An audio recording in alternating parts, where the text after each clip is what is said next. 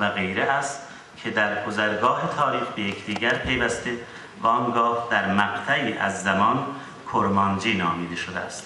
Mesela bunlardan biri şöyle diyor ki bugünkü yani Kürtçe Mezopotamya bölgesinde veya Mat bölgesinde yaşayan Matlar, Mandanlar ve bir iki kavim daha saydı. Bunların hepsinin ortak dili ve ilk bölgenin ilk dilidir ve tarih süreci içerisinde bu dil Kurmancı ismini almıştır. با این حال او نشان نمی‌دهد که با چه دلایلی به این نتیجه رسیده، با چه مطالعات میدانی و زبانشناختی این نتیجه رو به دست آورده است. Ancak böyle bir sonuca varmak için veya varmış ama bunun yönünde hiçbir kanıt, hiçbir ilmi delil ve belge sunamamışlardır. تاریخ‌نگار کرد شیخ محمد مردوخ برخلاف نظر خود میگوید پارس و ماد زبان همدیگر را به خوبی می‌دانستند. پس معلوم می‌شود که زبان پارسی و ماد خیلی نزدیک به هم بودند. Şeyh Muhammed Marduk ise tam aksine şunu söylüyor ki Parslar ve Matlar birbirlerinin dilini çok iyi anlıyorlardı ve bu da şunu gösteriyor ki Pars سکایی و فارسی باستان که فارسی باستان رو هخامنشیان به کار می‌بردند. اوستایی در زبان کتاب زرتشتیان باقی مانده است.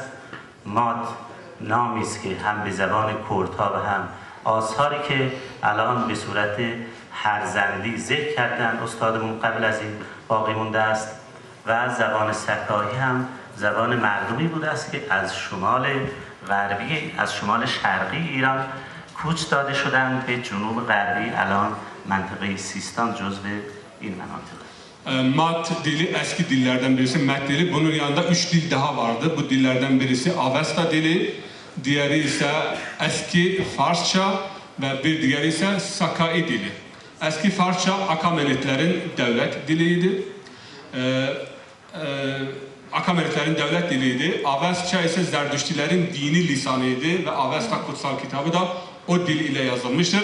Sakai dili ise İran'ın kuzey doğusunda yerleşik olan ve daha sonra bugünkü Beluçilerin yaşadığı Pakistan, Umman o sınıra göç ettirilmiş olan halkın dilinin kaynaklandığı dil idi. Ve biraz önce Met dilinden bahsedildi. Benden önceki Zülfü Sercan Bey kendisi Harzat dilinden bahsettiler. O da Met dilinin bir parçası ve türevidir. که این زبان هرزندی اکنون هم در آذربایجان ایران متکلمانی داره که به صورت پراکنده به آن صحبت میکنن. Harzandi dilinin bugün de İran Azerbaycan'ında konuşanları vardır ama dağınık şekilde köylerde ve bazı kasabalarda Met'ten türemiş olan bu dil konuşulmaktadır. خب من برای اینکه اینو ارتباط بدم به زبان زازایی بعداً به این موضوع برمیگردم. Ben yani Zaza ile bu dil arasındaki irtibatı tesis etmek için tekrar bir dönüş yapacağım bu konuya. جامعه شناس فقید کرد دکتر حشمت الله طبیبی در مقاله زبان که در مقدمه کتاب تحفه ناصری و از قول ژان دومرگان می نویسد زبان کردی از شعبه زبانهای هند و ایرانی و از شاخه پارسی است. Meşhur Kürt bilim adamı Hişmetullah danışman da Kürt ismi şu bu. Hişmetullah Tabibi kendisi Farsların Hediyesi adı altında bir makalesi var. Kürt dili hakkında konuştuğu zaman Kürt dili İndo-Avrupa'yı bir dildir. Hindu-İrani ve Avrupa'yı yani kanadından olan bir dildir diyor. چون زبان هند-اروپایی فقط اینو برای دانشجویان عرض میکنم در خدمت استادان نیاز نیست که زبان هند-اروپایی شامل زبان هند-ایرانی و هند-اروپایی است. Bunu öğrencilere tabii söylüyorum, üniversite öğretimlerine değil de Hindu-Avrupa'yı dili iki bölümden oluşmaktadır. Bir Avrupa dilleri, Avrupa'yı kanadı, Hindu-İrani bölümü vardır. İrani bölümünden de bir sürü diller meydana gelmiştir. Avrupa'yı dillere zaten bizim konumuz değil. و این زبان کردی که گفته از شاخه پارسی هند ایرانی است از لحاظ دستوری جز در برخی گویش‌ها مانند گویش مردم پاوه تفاوت چندانی با فارسی ندارد. Yani Kurmanca ve Kürtçe hakkında konuşulduğu zaman Parsçadan veya Farsçadan, eski Farsçadan türemiş bir dildir. Pa ve bölgesinde konuşan halkların dışında ki onlar Goranlardır. Onların dışında diğer Kürtçenin Farsça ile pek fazla bir farkı yoktur ama Goranların farkı vardır.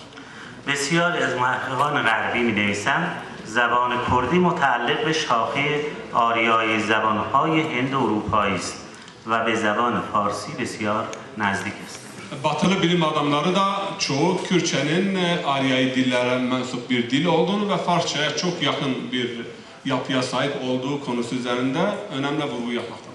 اما برخی تاریخ‌نگاران غربی در زمینه بررسی ماهیت نژادی و زبانی کردها غرض ورزانه نظر دادند با انکار پیوند زبانهای کردی با زبان ایران باستان، اوستایی و فارسی میانه و پهلوی آن را به زبان سانسکریت نسبت دادند.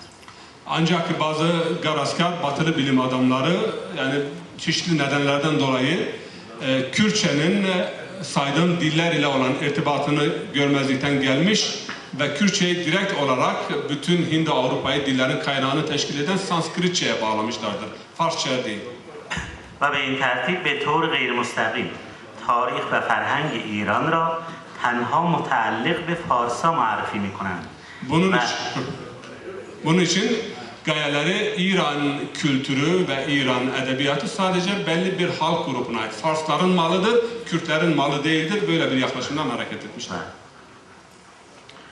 نیکتین با اشاره به کشفیات جدید راجع به تمدن‌های قدیم شرق باستان و قرائت آثار و نوشته‌های یافته شده در کردستان می‌نویسد مسئله مبادی و اصل نسبت کردان و زبان ایشان بار دیگر در دانش مطرح شده و زبانشناسان بزرگ است اینا نیاز به ترجمه نداره و زبانشناسان بزرگ است از جمله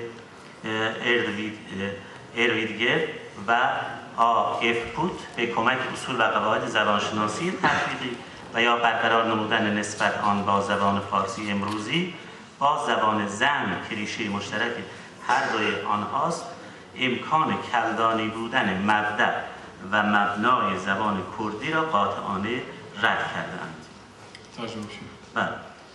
Ama son keşifler gösteriyor ki arkeolojik keşifler yani Farsça, Kürtçenin direkt olarak Sanskritçe'ye bağlanmasının hiçbir dayanağı veya hiçbir belgesi yoktur ve bütün bu yazıtlar ve arkeolojik buluşlar Kürtçenin direkt olarak Farsçadan ve Maççadan kaynaklandığını gösterir.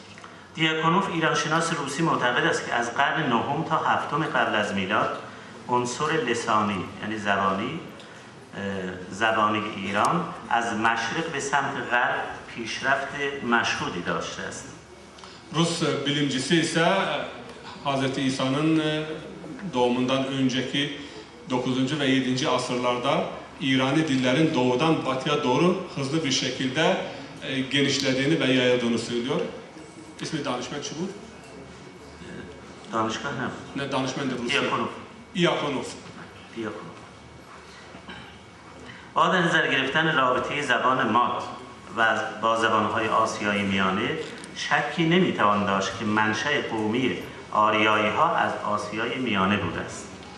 Tabii ki Met dili ve Asya'daki toplulukların irtibatına baktığımız zaman bunda hiçbir şüphe yoktur ki Aryani kavimlerin kökeni Orta Asya'dan bugünkü bölgeye gelmişlerdir. و به دیگر سخن زبان نواحی کنونی آذربایجان و کردستان ایران از قرن نهم تا هفتم قبل از میلاد غیر ایرانی بوده و ساکنان آن نقاط به زبانهای لولویی و کوشی و مانند آن تکلم می‌کردند. Bunun delili ise bugünkü yine Azerbaycan ve Kürtlerin yaşadığı İran'daki bölgelerde Hz. İsa'dan 700 ve 900 sene önceki dönemde orada bu diller konuşulmuyordu. Burada Luri ve Tuşi ve başka diller konuşuluyordu. Başka insanlar yaşıyorlardı. Aryaniler ve İrani topluluklar sonradan buraya göç etmişler. از گفته فوق چنین برمی‌آید که زبان ساکنان کنونی کردستان دارای منشأ آریایی است. Ve bütün bunlardan şu sonucu alıyoruz ki bugünkü yani Kürtlerin konuştuğu dilin kökü Aryanidir yani İrani dillerdir, İranice. اما وی ادامه می‌دهد آنچه مسلم است این است که زبان کردی از ترکیب زبان‌های ایرانی و افغانی و بلوچی به وجود آمده است. Ve devamında şöyle deniliyor, Kürtçe, İrani, Afgani ve Beluçi dillerin karışımından meydana gelmiş bir dildir. و زبان کردی فارسی نیست Kürtçe Farsça değildir. که به کردی تبدیل شده باشد. Yani Farsça Kürtçe'ye dönüşmüş bir dil değil. Yani mustakil bir dildir. Farsça değildir ama benzerliği var. که قواعد و قوانین و لهجه‌های مخصوص به خود را داراست. Kendine ait kaideleri, kuralları, gramatiği ve lehçeleri vardır. زبان کردی پیوند صریحی هم با زبان اوستا دارد. Kürtçenin Avesta'yla da direkt irtibatı vardır. در همین راستا یحیی مدرسی در کتاب درآمدی بر جامعه شناسی زبان نظرات دیاکونوف و مینورسکی را تایید کرده میگوید بلوچی، کردی و غیره از نظر تاریخی از فارسی منشعب نشدند بلکه همپای فارسی و به موازات آن تحول یافتند و در واقع همه آنها از جمله زبان فارسی زبانهای ایرانی است.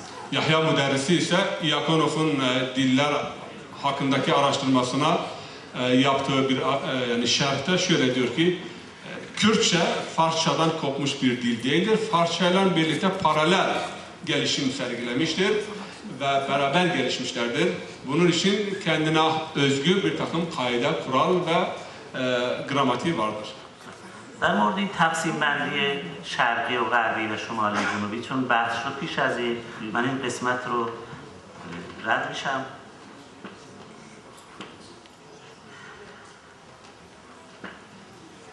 Sorularımız vardır. Dil nedir, lehçe nedir? Ve bu sorun Zazaca için de şimdiye kadar söz konusu olmuştur. Dil midir, lehçe midir?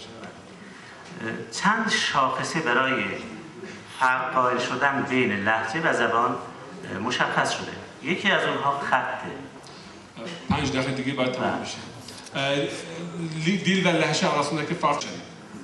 تفاوت در کردی سورانی، گورانی و کردی شمال یعنی زازا چنان روشن است که توسط نویسندگان بسیاری اعم از کرد، فارس و دیگران بر آن تاکید کردند.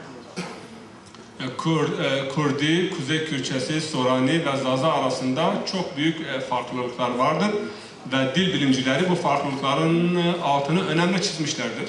و حتی مردمانی که به این زبان تکلم میکنند